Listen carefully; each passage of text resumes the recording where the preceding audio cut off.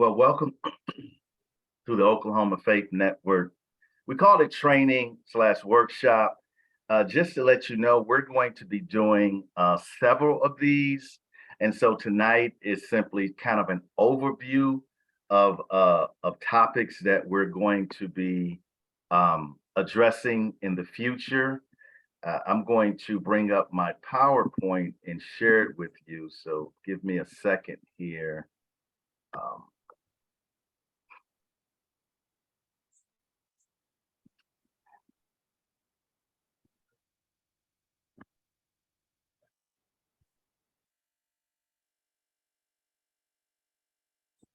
and it's important to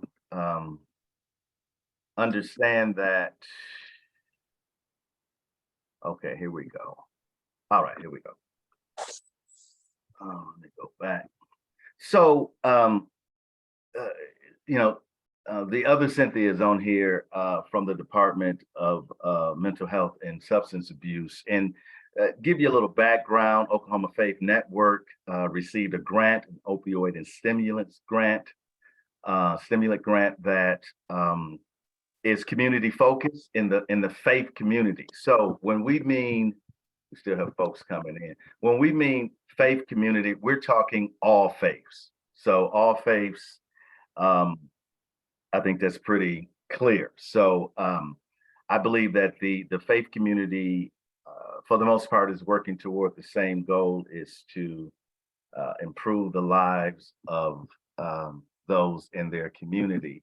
And so with this grant, we've been tasked to build a coalition is one of our major focuses. And I've talked to some of you about the coalition.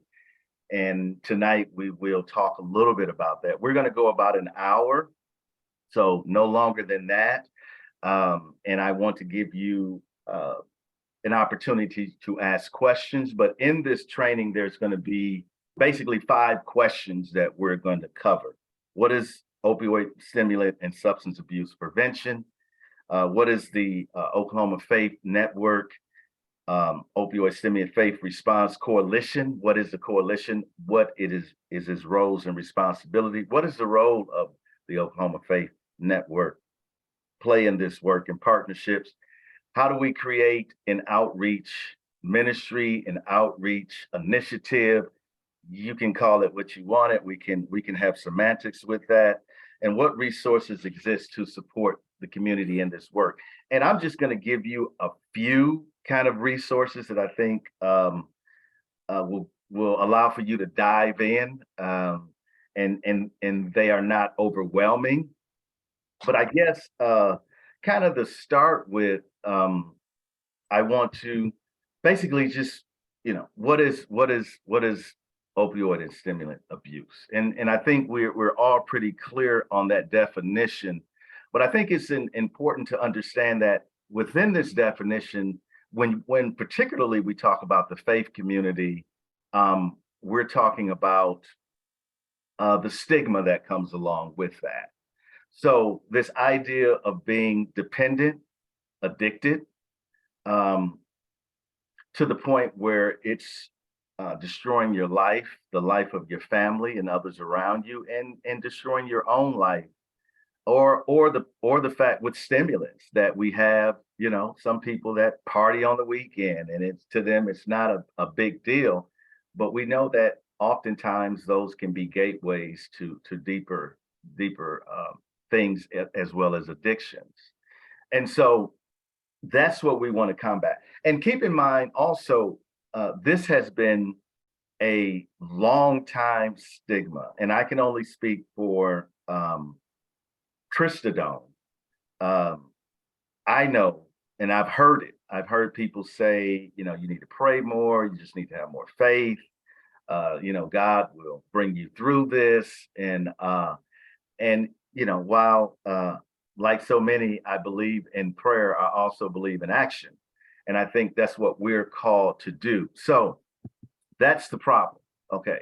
So what is our kind of initiative that we're trying to do? And I want you to look at this in the sense of your organization and what um, Oklahoma Faith Network can do for your organization. How can we partner? So as we go through this, think about those ideas and how we can partner. What are you working on? Are you at a stage where you're just starting, or you have some initiatives and you're needing support? Well, our work is to improve awareness and share resources about the risk, right? We're on the preventative side. It doesn't mean that we don't want to point people toward treatment. It doesn't mean that there are not programs where treatment is part of it. For instance, when we did our conference, treatment, we had a panel on treatment. Treatment was very much part of that. I think even in the keynote the keynote speaker spoke about treatment as well in his address. And so while we want to talk about treatment, we are on the preventive side of the house. So we're going to provide resources, other programming and events, and in collaboration. What that means on your end is if there's something that you have that you want to do, that you're thinking about doing, bring us into that conversation. If there's an event that you are already scheduling, bring us into the conversation, because we can help not only with resources, but we can also help with and sometimes, I mean, through our grants, and we'll talk about that here in a little bit. Through our grant program, there can be some funding to help you with these initiatives. We do an annual conference in conjunction with the department in St. John's, which Viola is on this call. She was my co-conspirator, so to speak, in trying to and completing this first annual prevention conference. And the conference is designed for practitioners. We did this year offer CEUs. Next year we will offer them again, but I think in a more clear and concise way. You do learn from your mistakes. But I think everybody was pleased, at least the feedback that I got. But the conference deals with prevention, treatment, and how to support a loved one going through an addiction. And so we kind of have breakout sessions regarding that. We have vendors there. So if you have not attended, if you want to get involved with it, by all means, please let us know. And then our micro grants. We have a couple on the call right now with us that were recipients of the micro grants. And this was designed to help faith communities. You guys have great ideas. You have things you want to do, and it lines up with our mission. It lines up with the department's mission. And so we want to be able to, these are micro grants, right? They're $5,000 grants and so forth, the largest. And so these are fundings to help you fulfill your vision within your specific community. And we're open to receiving and talking. I mean, a lot of people call me and say, and they talk about their ideas and what they want to do. And I think that helps them massage that in a way that fits within the scheme of the vision that they not only have, but what we have. So the coalition is a really big deal. It is a group of volunteers that come together that meet monthly to support this work.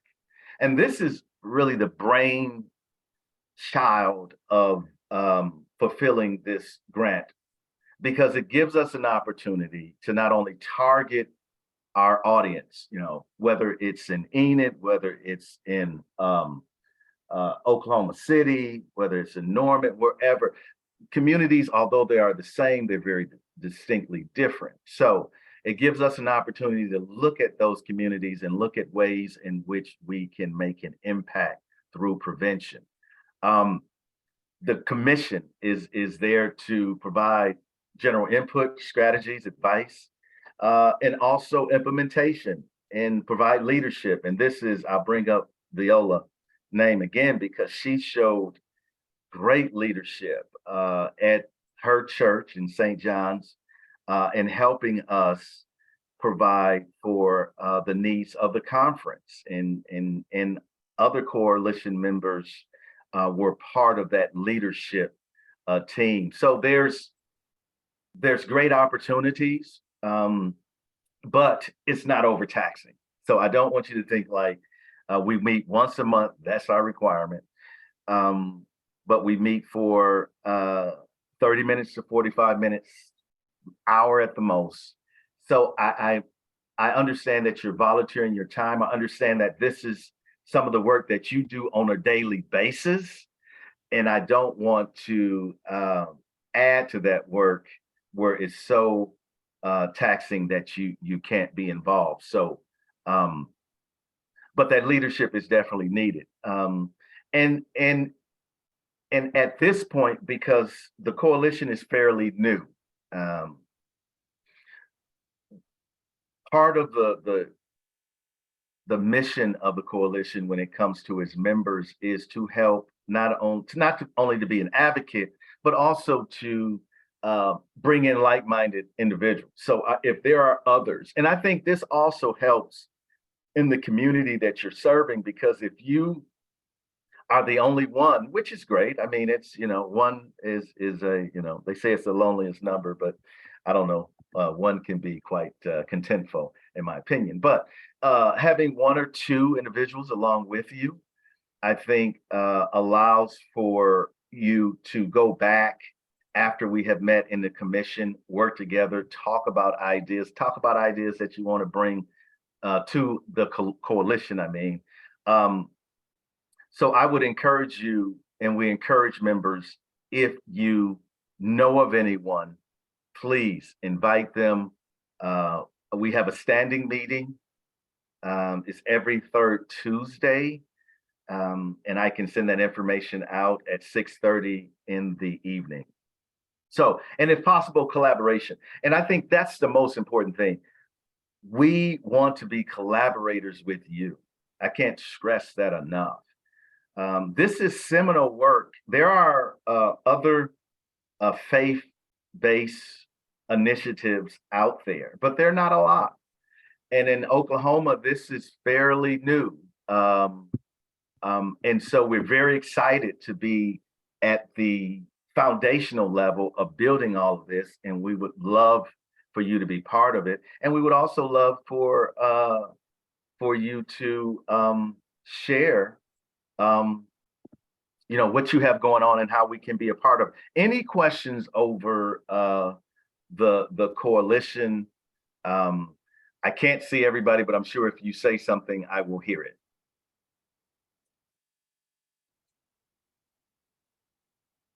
Okay, great.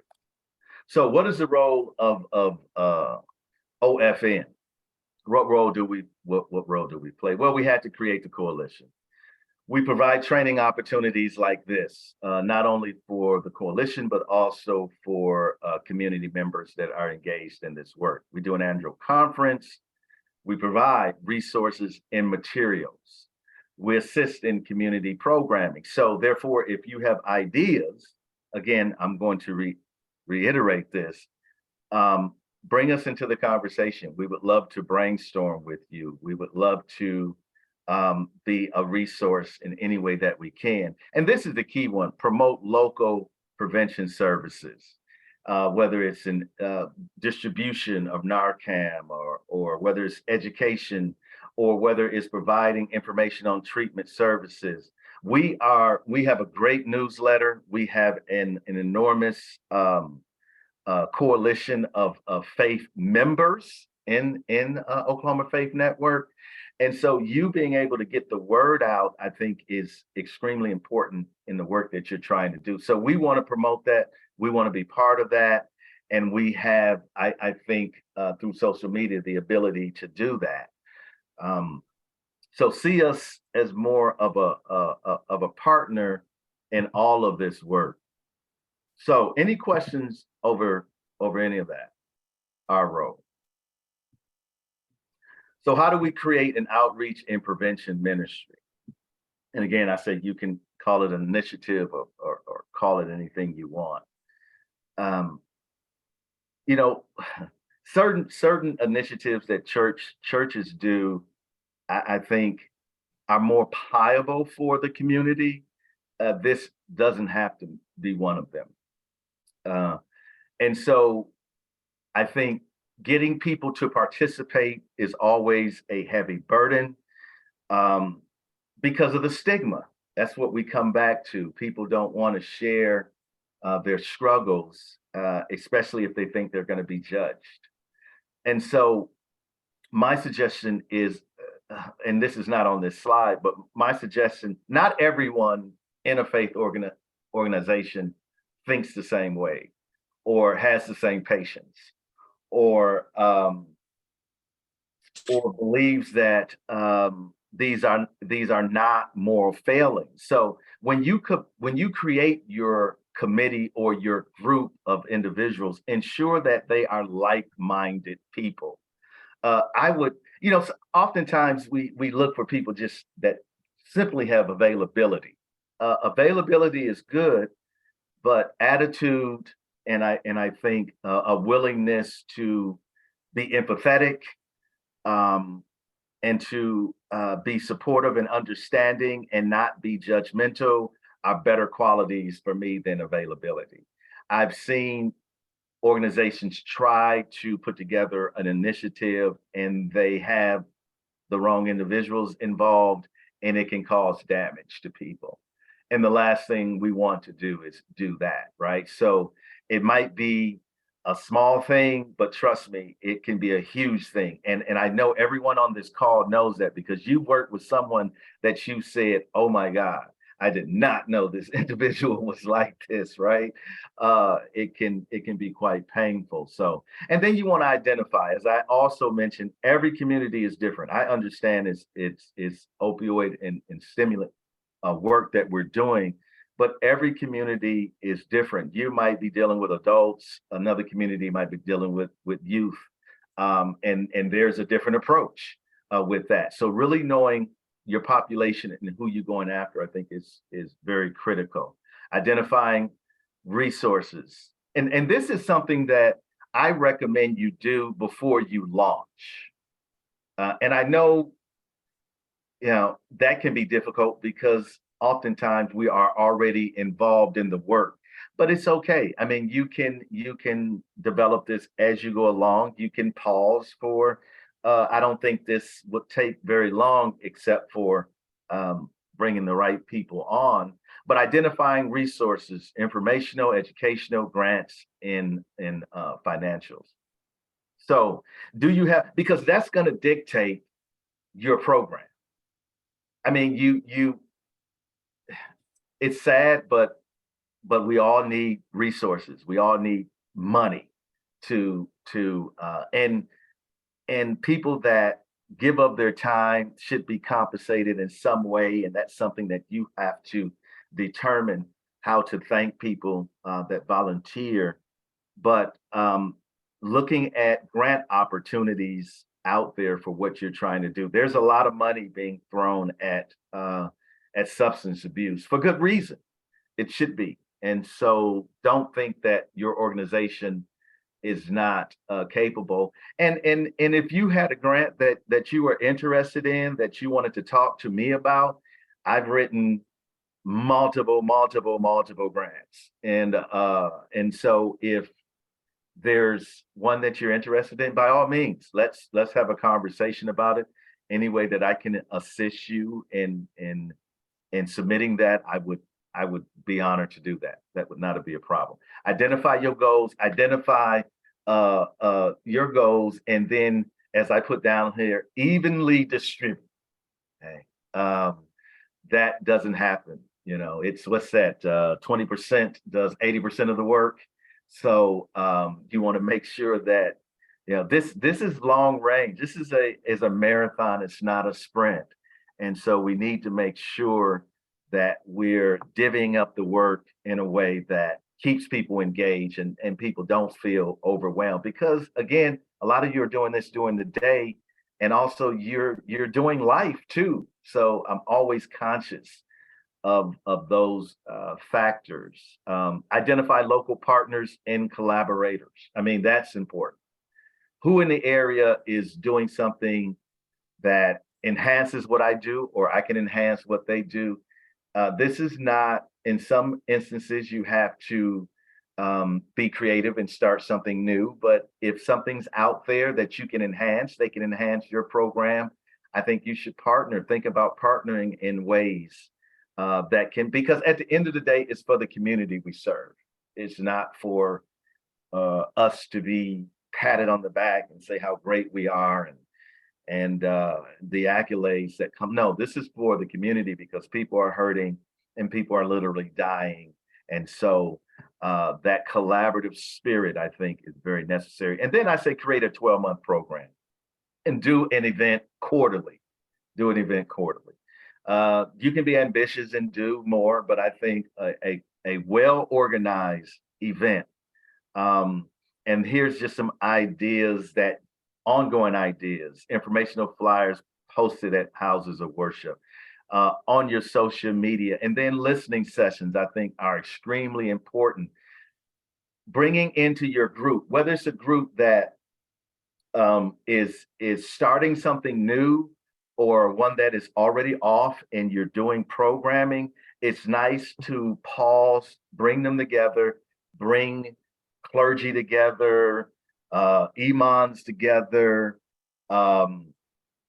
rabbis together, and have these listening sessions where you hear from people that have experienced this and came through it. Testimony are very powerful in this arena. In the court of law, testimony means really nothing. But in this court, testimonies are powerful because you get to not only hear a person, but feel that person. And that's very moving and motivating and life-changing.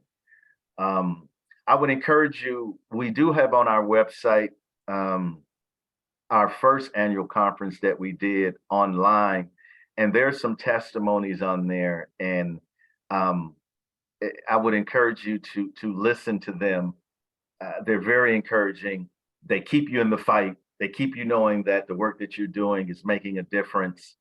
And so I think listening sessions, pastoral roundtables, or clergy roundtables, or rabbi, or whatever faith leaders roundtables you can call it, where you bring those leaders together and then encourage them to address these issues within their houses of worship, whether it's just in the bulletin, whether it's a 15-minute address, whether it is highlighting mental awareness month or substance abuse day or something, being proactive in keeping this in the consciousness of the faith community. And that is, in my opinion, a major factor in overcoming stigma. We don't talk about it.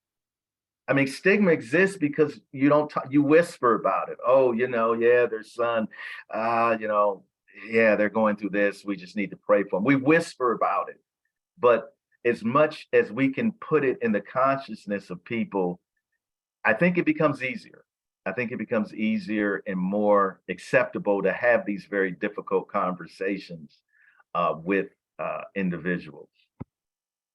So here are some resources, and I'm going to send out this PowerPoint, and I'm not going to look at all of them, but there's just a couple on here. I'm sure the Department of Mental Health and Substance Abuse. I mean, their website is a treasure trove of information for prevention and treatment and so forth. Even when we think about SAMHSA, I'm going to bring that up. I'm sure you guys are aware of that. That is again another treasure trove of information. But I want to look right quick and tell me if you can see this when I go. I might have to reshare my screen, but do you see, okay, I'm ready? Yes, no? We can see the link. Yes, we see the link. Okay, do you see the, oh, you don't see the page? No, sir. Okay, let me stop sharing. And I guess every time you have to, any questions before I pull that up? Because I'm doing a lot of talking and it's been about 25 minutes. When you have these conferences like when you're talking about distribution of Narcan, me working at a college campus, that's something I've discussed with our psychology professor and our counselor on the campus of what she would like to see happen there. Is that something we could attend and we can talk about or acquire information on how we could get some of that supply sent to our campuses, where we could have, like you said, prevention? We could have Narcan available on dorm doors or the dorm floors, and maybe in the parking lots, but at least inside the buildings where our students stay at. We're one of the very few community colleges that have dorms. And even though, quite honestly, an opioid crisis up here is not as extreme as maybe Shawnee or Oklahoma City or even the cities of any nature, we don't want to see it come there either. And it does happen. We do have multiple types of drugs in our city, and especially prescription. It's Oklahoma. Prescription pills are high abuse of drugs around. But that's what I'm just kind of wondering of where we could link into getting Narcan provided to college campus there in Miami. I think that's a great idea. And let's talk, you and I, Yes, sir. about ways to do that. I mean, it's a good thing that it's not out of control. Yes, I mean, sir. and It is. yeah, and on the flip side of that, my mind goes to, and I'm sure your mind goes to this because you're bringing this up, is one death is too much, right? So Right. like, how can we prevent anything? So definitely, and I'm intrigued by that. Really, really, I am. I'm intrigued by the opportunity to set up something, to model something that can be used at other campus areas as well. So that, yes, definitely, let's talk. Yes, sir. And these are kind of conversations, and that's why I want to encourage all of you to think about being part of the coalition, because these are the conversations that we have and the things we're thinking about, and how can we help support something like this, right? So I think that is a very, very good question. So Zach, let's definitely connect Yes, on sir. that. Any other thoughts before we go back to the PowerPoint? I think that's a good idea that the young man just mentioned. Most of the police departments now are supposed to be equipped with Narcan. Do you know if your police department has that on hand? We have a campus police department, and I do believe they carry Narcan, but a lot of times our students that are distressed are not going to the police for help, mostly because they are more than likely worried about punishment and not getting help, or helping someone and getting someone in trouble. I'm only speaking from experience. I work for the state opioid response grant there at NEO, and I've just started. I'm pretty much the low man on the totem pole, but I do believe, not to get ahead of myself, I do believe the campus does have Narcan with the police officers there.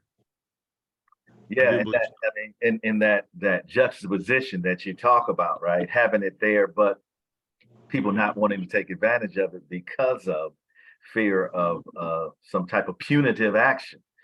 I have to be honest with you, being a black male, they would have to shove it up my nose because I'm going the opposite direction of any police officer. Yes, So I mean, it's that sort of thing, right? yes, sir. Inherent fear that we have. And we know a lot of times those incidents do not work out well when they show up in a mental health crisis. So absolutely. I don't mean to bash them. I did 5 years in penitentiary as well, and I'm just starting college. I've kind of walk in and get my feet wet. But I do believe that, when someone's having an OD, if they were ODing, I'd hope they would call 911, but I could see some people just walking away, and as unfortunate and as sad as that sounds, just not helping at all, a fear of getting in trouble. Absolutely. Absolutely. So So yes, I was Teresa. going to say, I had a couple of comments to that. So we have been set up as a hub, our coalition has, or the coalition that I work for. So that means that we get our Narcan from the State Department for free. Mhm. But if you're NEO, well, that's Oklahoma too. So, I would check with their State Department, or there may be, I'm assuming I'm in the northeast part of the state too, because I'm in Delaware County. So I'm assuming that Grand Lake Mental Health serves your area. Zach, you muted. Zach, you muted. I'm so sorry about that. We do have the Grand Lake Mental Health up here, and a lot of the tribes definitely are involved in drug prevention.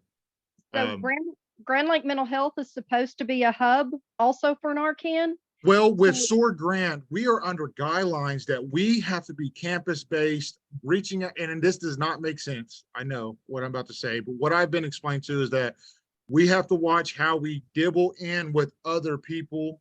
I don't know if that even makes sense, but that's kind of how our guidelines are. I would have to talk to my supervisor, Miss Owens, to see if I could reach out to Grand Lake Mental Health, or at least have someone at the college do so and go outside of my organization just to make sure we can get some Narcan on campus grounds for Well, and anyone to have access to. I can also give Michael, the person that I have worked with at the state level, and he can share that with you later on too, because I Yes, ma'am. don't I have that appreciate it. handy, but I can get that to him. And then Thank you. You're welcome. I was going to ask about the coalition. When does it meet, and is it in person or is Zoom? No, it's Zoom. It's Zoom. Great question. Yeah, it is over Zoom. It's the third Tuesday of every month, and Okay. it's at 6:30. Okay, thank you. Yes. And so this is okay. I'm ready. And so if you're not familiar with this website, it has a wealth of information, whether it is on a personal level, your loved ones, your community, even professional providers. And again, we've already mentioned Samson. We already mentioned the department, and so those are very key places that you want to go. But also, okay, I'm ready is a very, very, I think, informative site for overview information. Here it talks about, and this is more on a kind of a personal, smaller level when it comes to ordering Narcan kits. But there are resources out there, and you want to familiarize yourself with, okay, I'm ready. And so some other resources that I want to share with you. Any other comments? Well, I have a suggestion. Yes. Where is he at Northeastern State College? Northeastern Oklahoma A&M in Miami. A&M. Okay. ma'am. Okay. Well, I went to school in Alva. Alva. Okay. Yes, I do know that. Northwestern. And in the 70s, 69 through 73. Hmm. I think since you said you have dorms there, if you can talk to the administration and tell the administration or update them on the use and abuse of different drugs, then they may be, and hopefully will be able to listen to you to see if they could educate the dorm mothers and fathers, or whatever they call them now, Yeah. those that are over the dorms. and have them be supplied with the Narcan. Okay. And call everybody together in a dorm meeting to let them know Yes. that they're aware of drug use on the campus and so forth, and they're trying to keep everybody safe, and know your parents won't be notified unless, however you can get that worded. It's just I understand exactly. That sounded great. Purposes, because too many parents you can see on the news are getting these phone calls about alcohol poisoning.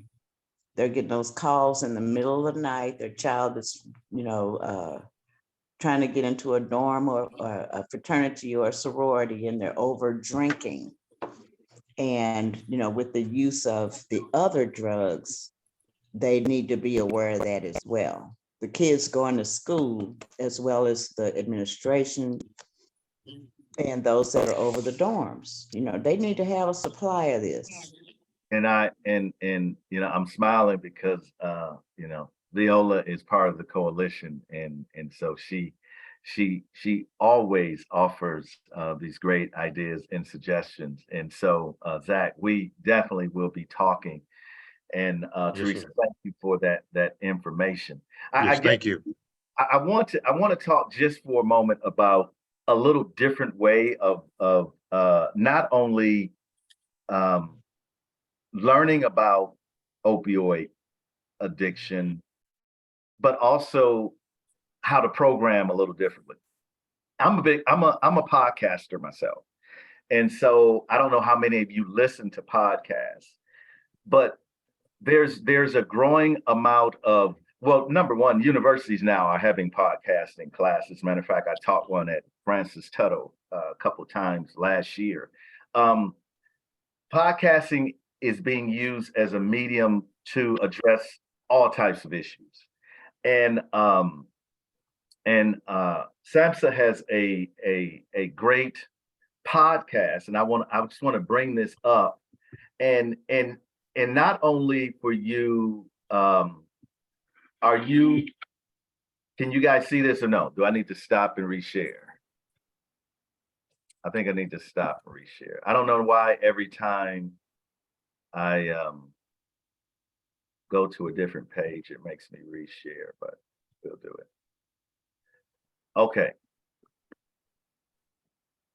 Let me know if you can see that. Yes, sir. Okay, great. You know, podcasting is a great way to convey information to people in a non-threatening way. In other words, if I can be in my own room alone watching or listening to a podcast. At OFN, we're going to do some programming where simply we send a podcast out and have discussions about the podcast. I think this is a great tool to use. I think you can also do this. This one is 38 minutes, but it would be great for an in-person podcast to generate discussion. You could do this with a youth group. You could do this with college students. You could do this sort of thing and then get them talking about it. And this episode is youth prevention and safety with opioids. I'm sure they have ones on alcohol use. They have ones on, this is a great way because you're not preaching then, right? You're saying, we're going to get together. We're going to do a short film screening or something. And we're going to have a discussion. Throughout your network of people that you're dealing with, the pastors that you're dealing with, you can find a podcast that's, less than this, but send it out. I mean, this is an event that can happen at a church, at a temple, at a mosque. So I want you to start thinking about how to use media in a different way to reach your audiences. The growth of podcasting has really taken off. How many of you listen to podcasts? Okay, So you know what I'm talking about, right? You have those, and the best thing about it is, um, you're not the one, right? They are reinforcing your ideas. They're reinforcing your initiatives, and so it's a way of, I didn't hear it from dad, but I heard it from mom, right? And so now I heard it from my teacher, and now, yeah, I think some of this is making sense to me. So think about the ways in which you can impact the people you're trying to serve, not just through an email or flyer or a post on social media, which I think is great. But I think you can interactively bring um, greater resources, especially to a community that doesn't have that, right? Um, so I'm really intrigued by using that podcasting, and even testimonies. I mean, there's testimonies out there that you can use as well. There's even discussion. So using media in the way that will impact your community, I think is can be very beneficial. Very beneficial. And I'm curious about thoughts about that. Have you used podcasting in any way in any of your, yeah.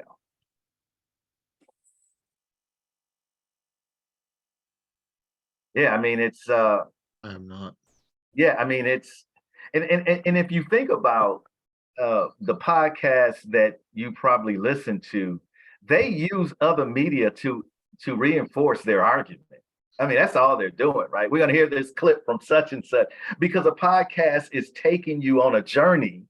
They have a goal the way they want to get. We want people to understand prevention. We have a goal. We have an argument that we want to make. And so we're going to use media to reinforce that argument. And that's what podcasters do. We're going to listen to this clip from, and then they're gonna talk about that clip. But the whole time they're convincing you of their argument. That's what it's all about, right? It is in some ways, yeah, opinionated, but we think we have the right opinion that this is a problem, right? And we want to ensure that people have the information that they need.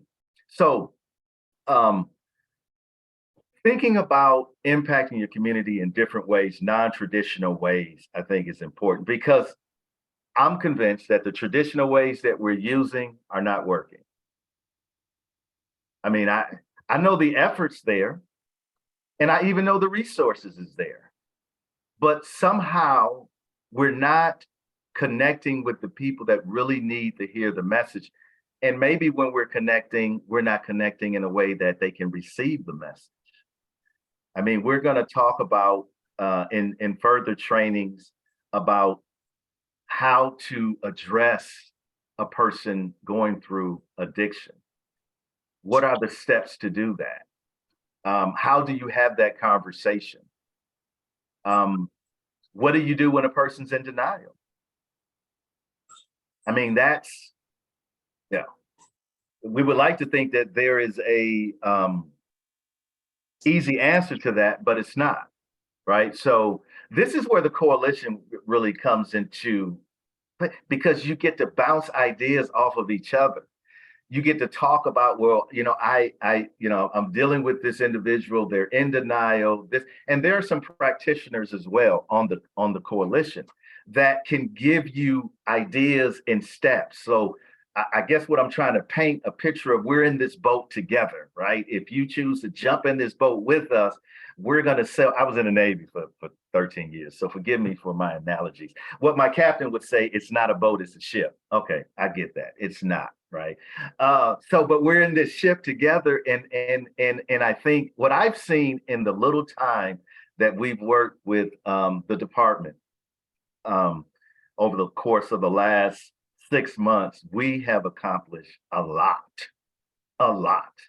And it's because we have come together and we're collaborating, right? And so I'm urging you to really join us in this collaboration because I want to see what you're doing reach the people you want to and help you with the resources and whatever we can do on our end to be supportive. That's why we exist.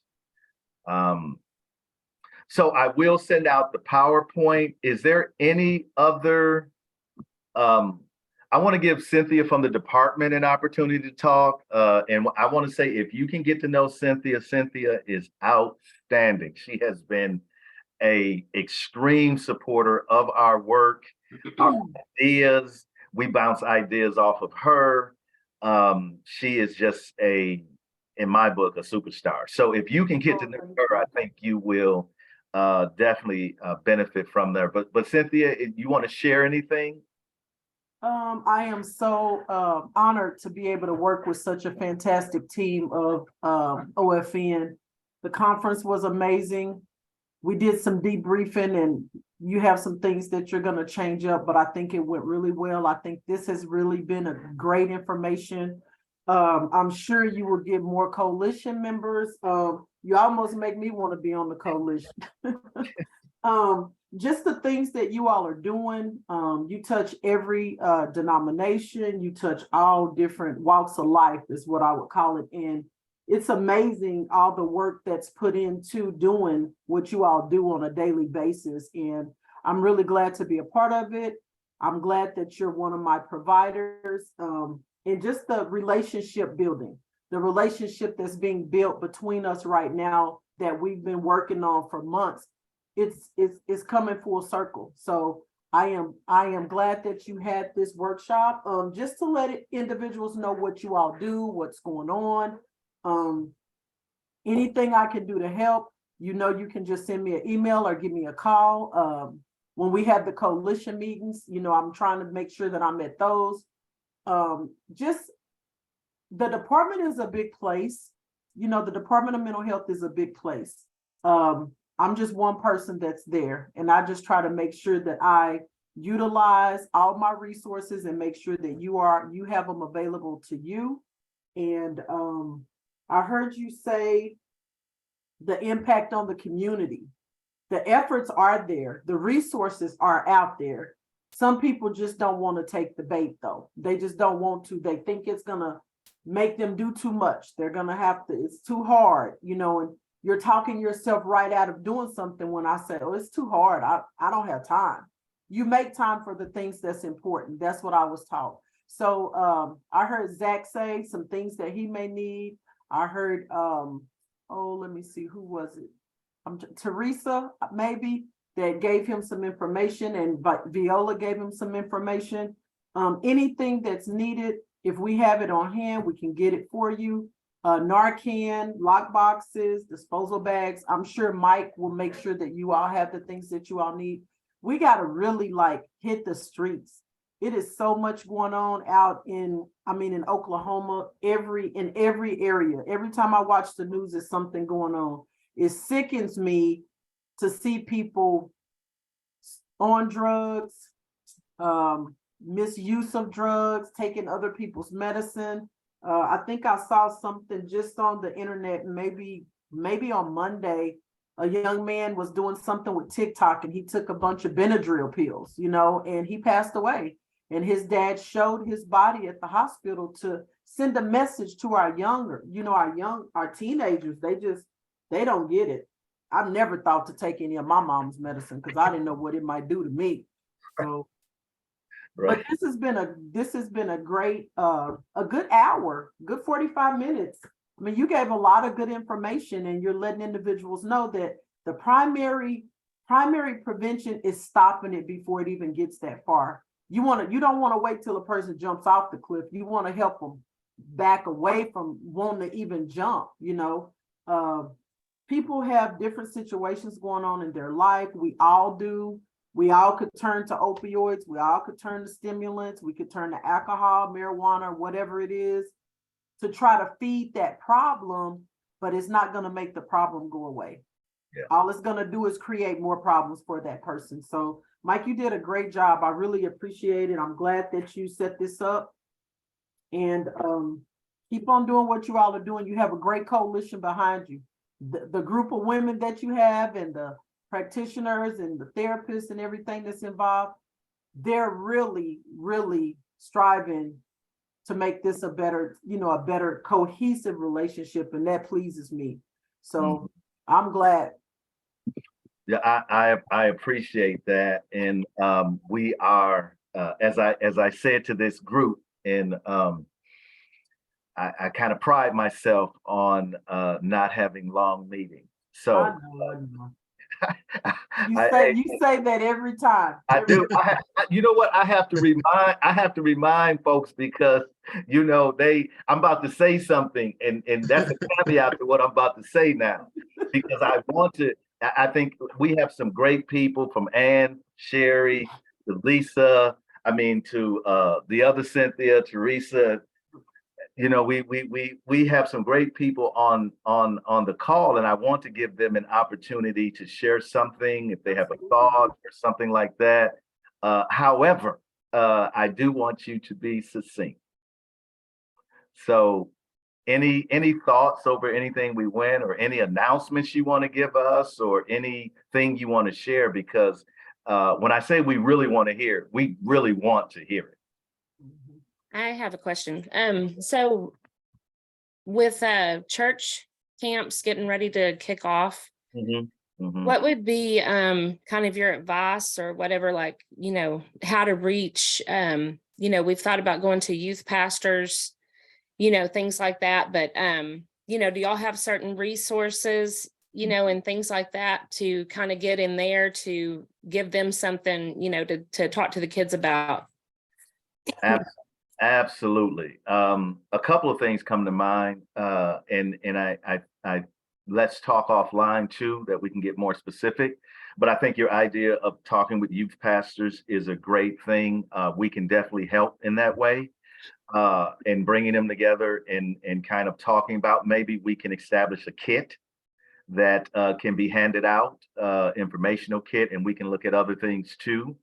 Depending on what they have set up, maybe a youth pastor might be willing to do a segment on something. Maybe we could view something and have a discussion. So I think there's a lot of things that we could do, and that sounds like a great idea and a great way to impact, because we're going to the audience, right? We're not creating the audience, right? They've done the work for us. So yes, let's take advantage of that. Absolutely. Thank you, Jean. That's wonderful. Thank you. Mhm. Anyone else?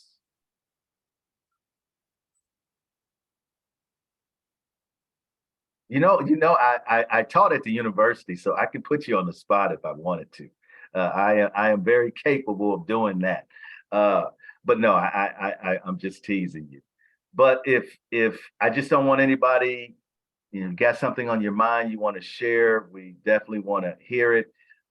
If you plan on being part of the coalition, I would say please email me. I will probably be emailing you anyway, but I would like to get to know more about the work that each and every one of you are doing.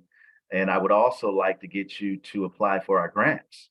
I think that would be a really great thing. So I want to get to know each and every one of you individually as well. So if that's it, we're going to call it a night. And thank you so much for